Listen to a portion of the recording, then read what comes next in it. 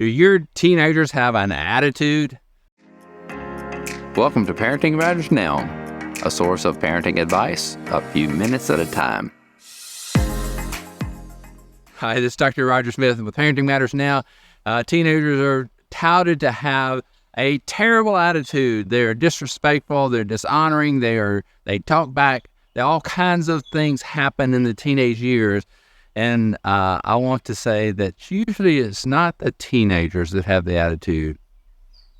It's you, the parent. And I want to challenge your approach to the teenagers. And because so much is happening in those teenage years, and I'm not putting all the blame on you, but I wanted to get your attention that there is a dynamic that happens in the preteen and teen years that we often lose track of, and it is a source of a lot of the grief and the disagreement and the dishonoring type of interaction that happens.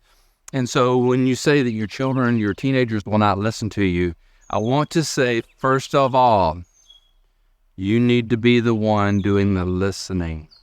It is a time where you have, for years and years, been pouring into their lives and talking to them, and they have been taking instruction from you, and they have not questioned you. They have had the faith of a child, but they are no longer a child.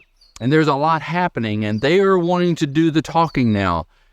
And it is the time for you to listen and to seek to understand, what are they thinking? What is going on inside them? And sometimes their attitude is because you've not listened to them. You've not really listened to what they're saying, and they have not felt like you were interested. You were just trying to control them. So many times when parents are embroiled in a controversy or a conflict with their teen, neither side is listening.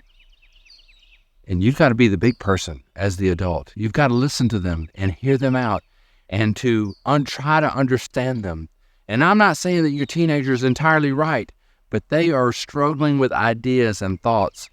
And you are the trusted person. You are the one that they should be able to come to and go, this is what I was thinking. This is what someone else said.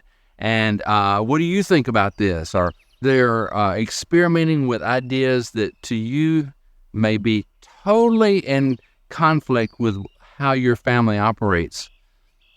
But if you're not a safe place, they're going to talk to other people. They're going to talk to people who agree with them that may not be their best counselor.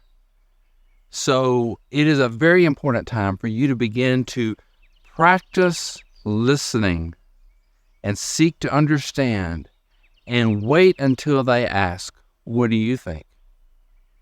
And so that is very hard for us as parents, because up until the point we get to the teenage years, we've been able to say whatever we wanted to, and they would just take it. Well, as they are transitioning to adulthood and their thinking and their capacity, they're not going to want to just swallow everything that we say. We have to have the kind of relationship where they feel heard, but maybe not even agreed with, but they need to feel heard before they can listen to you. And so the teenage years, sometimes the conflict is that we as the adults have not made them feel understood. So we have to stop doing our talking and be willing to listen to what they're saying.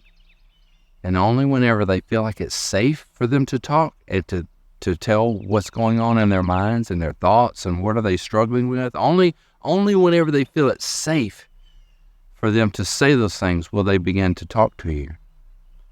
So find situations, we say that a shoulder-to-shoulder type of sitting arrangement, like in a car, sitting on a park bench, sitting at a lake where you're both looking forward and you don't have to make eye contact. Those are safe places for a child to be able to say something and not fear your evil eye looking back at them like, how could you say that? How could you think that? And it's safe for us to be able to control our emotions and go, I've not thought of that. Tell me more. Where'd you get this idea? I would like to hear more about it. It is very important that we control our emotions in those situations, because if a child feels threatened, they will stop talking to you. And that's not what you want.